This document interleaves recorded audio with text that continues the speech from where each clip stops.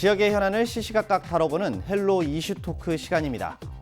전남의 고령화 문제는 어제 오늘 이야기가 아닙니다. 농어촌이 줄을 이룬 전남은 수도권 집중에 따라 젊은 인력들이 빠져나가는 문제가 있어 이로 인한 경제적인 어려움도 직면하고 있습니다. 가정의 달 5월을 맞이해 초고령화 시대로 접어든 전남의 현 주소와 과제에 대한 이야기 지금 나눠보겠습니다.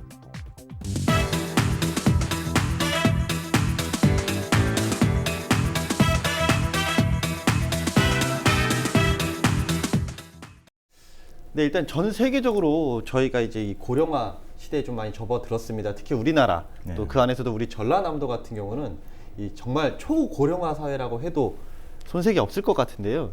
일단 기본적으로 저희 전남 현재 어떤 모습이신지 좀 얘기 좀 해주시죠. 우리 전남 인구가 지금 189만 정도가 되는데 그 중에서 21.9%인 41만 4천 명이 노인 인구입니다.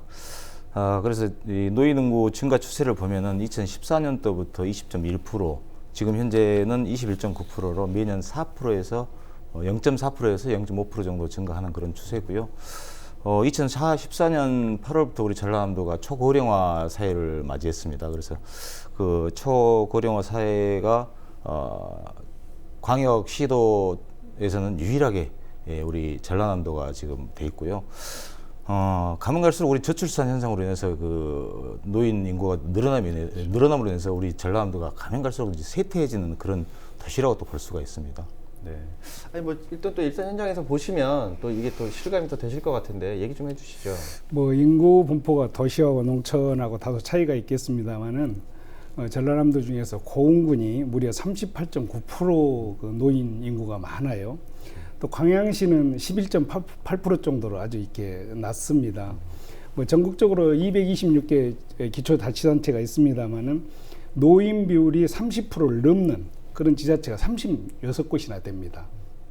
또 20% 이상 되는 곳도 약 90곳 정도 이렇게 되는 걸로 나타났어요. 전남의 경우도 22개 시군 중에서 목포, 여수, 순천, 광양을 빼놓고는 전부 다 20%대가 넘습니다. 뭐 이 중에서 11개 군 단위 지역에 대해서는 이미 30%를 넘어섰습니다. 전국 노인 비율이 약 14.8%인데 전라남도가 약 20% 이상을 이렇게 상회한다는 것은 이미 초고령 사회에 접어들었다고 볼 수 있는 것입니다. 전국에서 유일하게 전라남도만 20%를 지금 넘는 그런 현상이거든요. 일본의 경우는 보니까 고령화율이 되는 데까지 진입하는 데까지 약 36년이라는 세월이 흘렀어요. 우리나라는 26년 만에 도달해서 일본이나 외국에 비해서 무척 고령화가 이렇게 빠르게 진척되고 있습니다. 뭐 이러한 현상은 인구 감소라든가 여러 가지 요인도 있겠습니다만은 성장이 정체가 되고 사회가 활력을 잃어가는 이런 원인이 되기 때문에 매우 중요한 요인이라고 이렇게 말할 수 있겠습니다. 아니 그렇다면 유독 이 전라남도가 고령화가 심한 이유가 뭘까요? 도시에 비해서 이제 고령화율은 농촌이 좀 더 심각해요. 그런데 가장 큰 요인은 역시 청년이 이 지역을 많이 떠나는 현상이라고 이렇게 말할 수 있겠습니다. 지난해 보니까 전라남도 인구 중에서 18세에서 39세 이 청년들이 무려 8,200여 명이 이 지역에 감소가 됐어요. 또 이미 청년들이 떠나다 보니까 자연스럽게 유소년들도 이렇게 감소가 되지 않겠습니까? 그래서 이 유소년들도 7,300명이나 이렇게 감소가 됐습니다. 출산율과 유소년 또 이런 감소 현상은 우리가 어린이집이라든가 이런 데 정원 대비 현원들이 이렇게 모집되지 않기 때문에 폐업까지 이렇게 속출하고 있는 그런 실정이 있단 말입니다. 또 이런 젊은 세대가 감소하고 또 출산율도 떨어지다 보니까 자연적으로 인구 비율은 노인 인구 비율이 상대적으로 높아지는 거 아니겠습니까? 그래서 전라남도가 청년들의 정착을 유도하고 그리고 유입을 위한 다양한 노력들을 기울이고 있는 것들이 이러한 원인 때문인 것으로 보고 있습니다. 뭐 그렇다면 뭐 또 다른 원인들이 좀 있을까요? 우리 전라남도가 재정 자립도를 보면은 20.4%가 됩니다. 네. 전국의 평균 재정 자립도는 53.4%가 되는데 우리 전라남도는 그 반에도 못 미치는 그 경제 여건이 사실은 좋지는 않습니다. 그래서 이런 열악한 재정 상황은 사회적으로 보나 경제적으로 여건이 타 지역에 비해서 아주 취약하다는 것을 보일 수가 있는데 그것에 따라서 우리 청년의 양질의 일자리들이 부족하다 보니까 청년들이 많이 이렇게 떠나는 그런 형국이고요. 제일 큰 요건이야 뭐 잘 아시다시피 이 저출산 문제가 제일 큰 요인이겠죠. 근데 그 저출산이 청년 유출과 아주 또 연관이 있다는 겁니다. 그래서 이제 그 우리 전라남도가 양질의 일자리를 좀 많이 만들어내야만이 우리 청년을 유입할 수 있는 그런 여건을 만들어줘야 그런 노인 인구 수가 줄어들지 않겠느냐, 비율적으로 보면은. 그래서 우리 이제 전남도에서도 여러 가지 청년 유입하는 그런 정책들을 많이 펴고는 있으나 그래도 아직까지는 좀 미비한 것 같고, 또 전라남도에 이제 좀 큰 기업들이 들어와서 그 청년들이 이 좋은 일자리에서 일을 할 수 있는 여건만 된다면야 뭐 오지 마라 해도 오겠죠. 그러나 이제 그런 여건이 안 되다 보니까 저출산 문제, 그래서 노인 인구 증가로 인해서 우리 전라남도가 참 많은 어려움이 있다, 저는 이렇게 생각을 하고 있거든요. 예. 아니 뭐 지금부터 얘기를 해주셨는데 사실 이 고령화로 인해서 말 그대로 우리 지역이 좀 겪는 안 좋은 점들이 좀 있나요?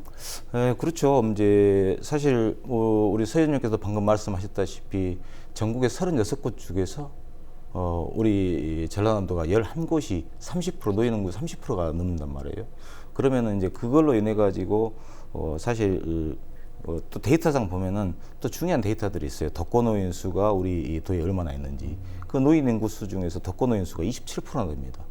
그 중에서도 사실 치매 환자가 또 있어요. 치매 환자는 노인 인구의 12%를 차지하는 47,000명으로 이렇게 추정을 하고 있는데, 이 독거노인 수도 주민등록상 숫자와 실 독거노인 숫자가 약간의 좀 차이는 있습니다만은 그걸 추정하기 때문에 좀 차이가 있는 걸로 알고, 사실 그 홀로 사시는 그 독거노인들은 이 경제적이라는 모든 여건이 사실은 어렵죠.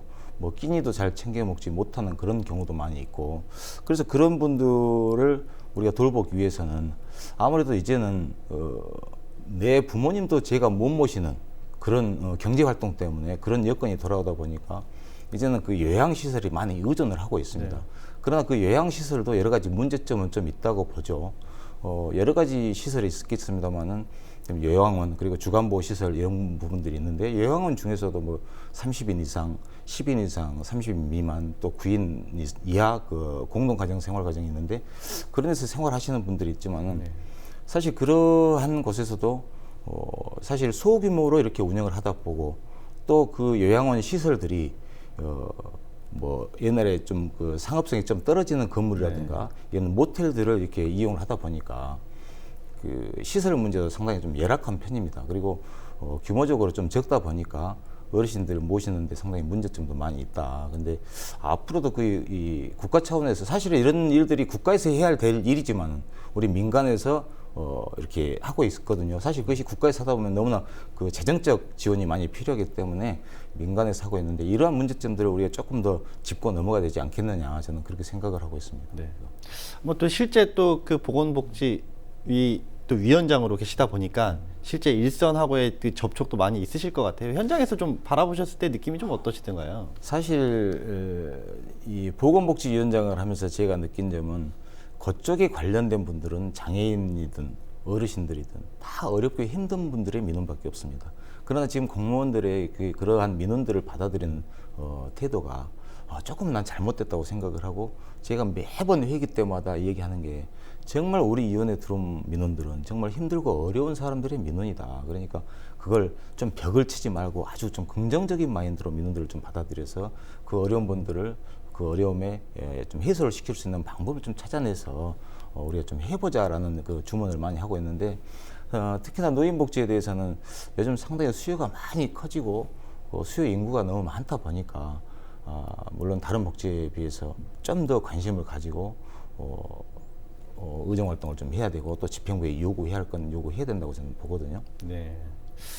아니 뭐 서 의원께서도 좀 비슷하실 것 같아요. 현장에서 좀 바라보셨을 때 좀 어떠시던가요? 뭐 잘 아시다는 바와 같이 전라남도는 농수산 주력권 아니겠습니까? 주력 도지요. 네. 그런데 일할 사람이 없다. 또 일하고 싶어도 자리가 없다고들 얘기를 많이 합니다. 일하는 원인은 고령화로 인해서 농어촌의 노동력이 많이 감소됐지 않습니까? 이러한 빈자리를 외국인 근로자들이 전부 채워버리는 것이죠.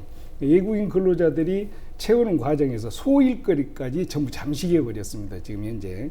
그러다 보니까 이전에는 일정 부분의 노동이 가능한 부분까지도 이게 우리가 전담할 수 있는 노인 인력이 있었는데 이런 부분까지도 오히려 없어져 버리는 그런 결과가 된 것입니다. 지역 경제에 활력이 되는 것은 우리 어르신들의 쌈짓돈이거든요. 이러한 쌈짓돈이 없다 보니까 결국은 재래시장이라든가 이런 활력에도 좀 저하되는 것이죠. 또 외국인들은 생활비 외에는 노동에서 얻는 이런 비용들을 전부 본국으로 송금하다 보니까 지역에 영향을 끼친다든가 지역 발전에 도움이 되지가 않습니다. 그래서 초고령 사회, 우리가 흔히 얘기하고 있지만은 또 여러 가지로 진단을 하고 있지만 현장 여건은 훨씬 더 어렵고 애로가 많다, 이렇게 볼 수가 있겠습니다.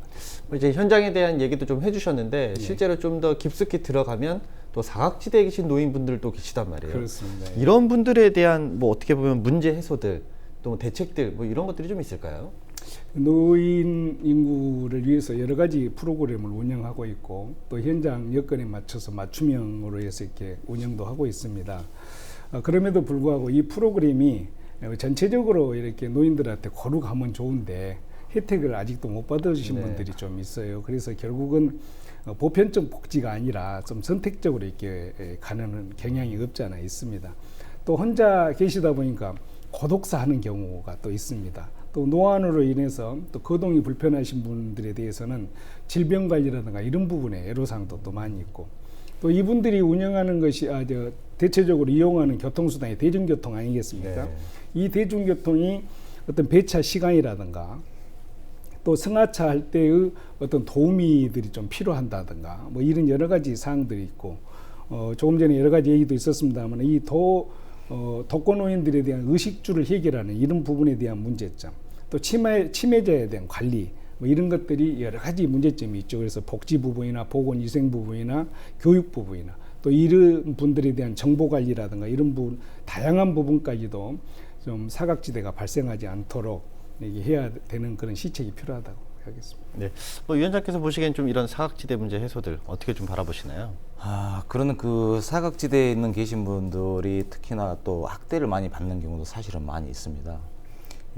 혼자 살고 또 어찌 보면은 의지할 데가 없다 보니까 그런 사각지대에 있는 분들이 그런 피해를 보는 분들이 많이 있는데, 지금 전남도에서는 여러 가지 이 정책을 펴서 그런 분들의 좀 피해를 최소화시키고 또 시민사회에 이렇게 인지를 시키기 위해서 교육도 하고 그럽니다만은 사실 제일 문제되는 게 이제 그분들의 노인 학대 문제라든가 이런 부분이 제일 큰 문제입니다. 그래서 전남도에서는 노인 전문 보호기관에서 지금 동북권과 서북권에서 두 군데에서 운영을 하고 있는데 거기 내에 또 이제 학대 피해 노인 쉼터도 이렇게 설치를 하고 있는 중입니다. 근데 그게 아주 좀 미약하죠. 네. 전남도 22개 시군에서 동북권, 서북권 나눠서 두 군데 있다는 것은 사실 좀 멀리 있는 지역들은 사실 근접하기가 좀 어렵고, 그렇기 때문에 그런 피해 있는 그 어르신들이 찾아오기 상당히 어렵죠. 근데 사실 이 노인 보호 전문 기관에서 이렇게 운영을 하면서 그런 실적들을 보면은 전체가 2018년도 말 기준으로 해보면 신고가 747건이 이렇게 접수가 됐어요.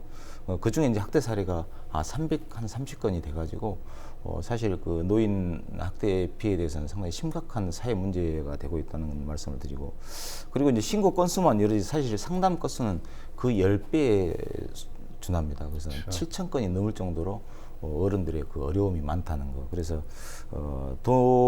전남도에서도 여러 가지 이 정책을 펴고는 있습니다만은 사실 그게 아직까지는 좀 부족한 현실이고, 그리고 이제 전남에서도 특별히 이제 그 사업들을 좋은 사업들을 하는 것이 전남형 안심 공동홈을 이렇게 조성을 해서 그 노후화된 그런 마을들을 거기를 형성을 해가지고 그분들이 노인들이 서로 이제 의지하고 살 수 있도록, 그래서 우리 아까 서 의원님이 말씀하신 뭐 독거노인들이 이제 고독사 하는 일이 없도록 서로 이렇게 의지하는 그런 공간들을 만들어 줘야 되지 않겠느냐라는 의미에서 이런 사업들을 추진을 하고 있는데, 그것도 이제 뭐 한 예산은 한 12억 정도, 모든 복지가 다 예산하고 연관된 문제이기 때문에 상당히 서로가 다 예민한 문제가 사실은 또 많이 엮여져 있습니다. 그래서 우리 이 열악한 우리 지방 재정으로는 사실 많은 어려움이 있어서 국가의 또 도움을 많이 받아야만이 네. 그런 복지 사각지대를 해소할 수 있다 저는 그렇게 보고 있습니다. 그렇다면 뭐 마지막으로 저희가 이 초고령화 사회로 전체적으로 좀 진입이 가까워졌습니다. 예. 특히 우리 전남 같은 경우 좀 굉장히 심각한데 지금 나와 있는 해법들 가지고는 사실은 쉽지 않아 보이거든요. 예. 좀 실질적인 방법들은 없을까요? 뭐 여러 가지 방법들이 있겠죠. 보니까 2015년도 기준하고 전라남도가 2035년도 약 20년간 그 인구를 추이를 해가지고 공표를 네. 했어요. 그러면 2035년도에 전라남도 인구가 약 12,000명 정도가 이렇게 감소할 걸로 이렇게 예측을 해놨습니다.